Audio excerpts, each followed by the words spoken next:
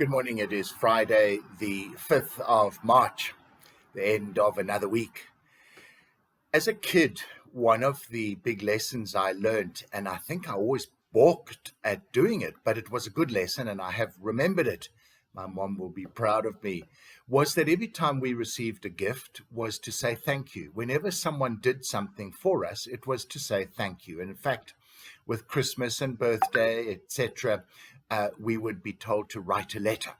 And we would write the letter and she would read it and it would get corrected and we'd have to do it again if there were bad spelling mistakes, etc.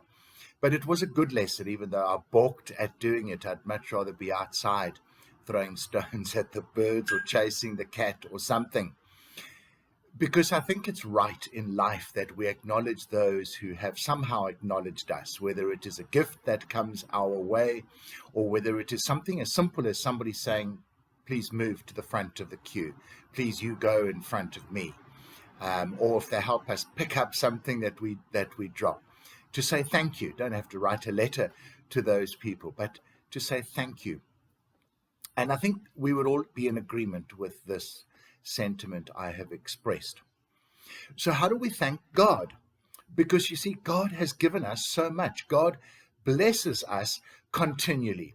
How do we thank God? Writing a letter might confuse the post office, even if it gets as far as the post office. And they wouldn't know what to do with it with our post office at the moment, I'm afraid. But we can pray. We can just bow our heads in prayer at church.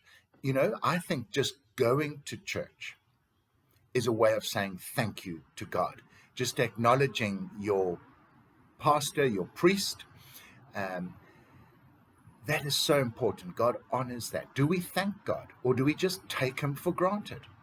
If I took for granted those aunts and uncles who gave me gifts, I'm pretty certain they would have stopped giving me. If I just assume I have the right to barge my way to the front of the queue, for whatever reason, there will come a time when somebody just purposefully blocks my way.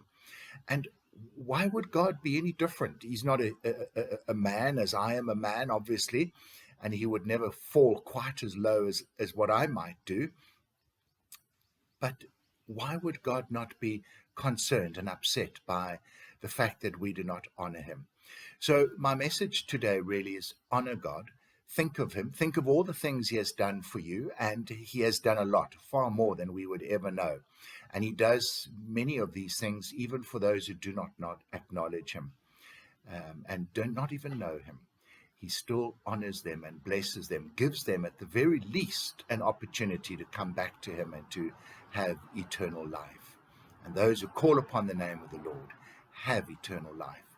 And so if this is you, and hopefully, I presume, listening to this, you will be those who have called upon the name of the Lord. You have eternal life. Have you thanked God for that? Do you take that seriously?